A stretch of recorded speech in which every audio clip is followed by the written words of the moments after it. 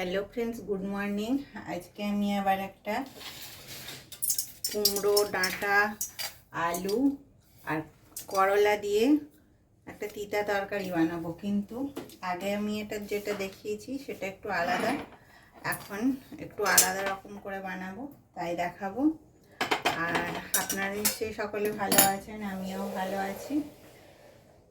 আলুগুলোকে আমি এইভাবে কেটে নিয়েছি, আর করলাগুলো নুন জলে ভিজিয়ে রেখেছি, একটু তেরছা তেরছা করে কেটে নিয়েছি।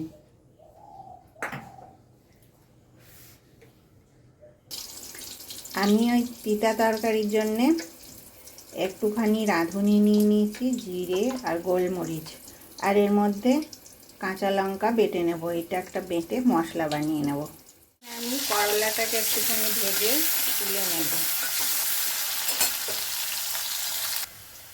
করলাগুলো ভেজে নিয়েছি, তুলে নেব।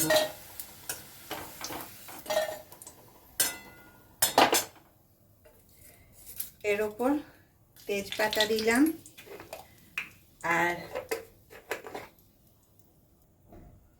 5 ফোড়ন দিলাম। এবারে আলুগুলো আগে দিয়ে দেবো।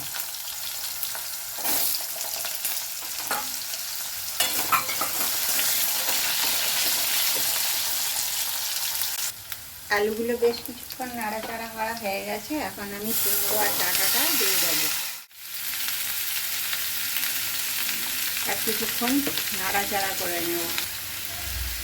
এরপরে আমি যে জিরে, রাঁধুনি, গোলমরিচ আর কাঁচা লঙ্কা বেটে রেখেছি সেটা এখন দিয়ে দেবো। মতন নুনটা দিয়ে দেবো। নুনটা একটু দেরিতেই দিয়েছি, আমাকে কুমড়োটা করে গলে যায় প্রথম দেবো, পরের দিকে কেমন অল্প গললে কিছু হয় না। পরিমাণ মতন জল দিয়ে দেবো।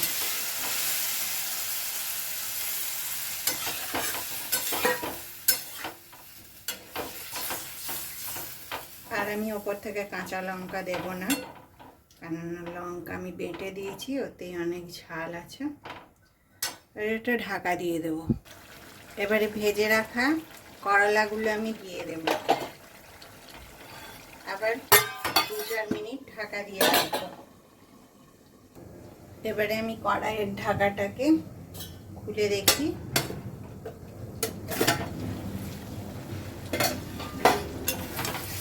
তরকারিটা হয়ে গেছে।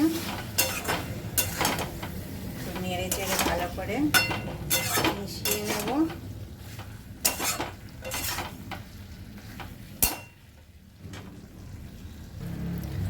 আমি আগে একটুখানি তরকারি তুলে নেব।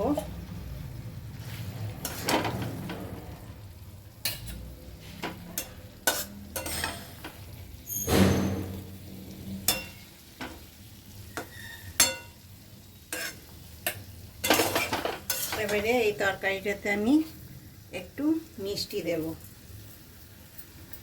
এই কুমড়োর তরকারিতে একটু মিষ্টি দিতেই হয়, কারণ এটা টেস্ট আসে না।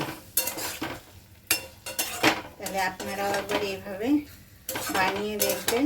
5 ফোড়ন দেবেন অবশ্যই, আর রাঁধুনি মশলার মধ্যে একটু বেটে নেবেন। তারপরে এই তরকারিটা করে একবার খেয়ে দেখবেন, আর আমাকে কমেন্টে জানাবেন এই রান্নাটা কেমন লাগলো। আমার চ্যানেলটাকে লাইক, শেয়ার, সাবস্ক্রাইব করবেন আর আমার পাশে থাকবেন। তাহলে আজকে এই পর্যন্ত। নেক্সট ভিডিওতে আবার দেখা হবে। নমস্কার।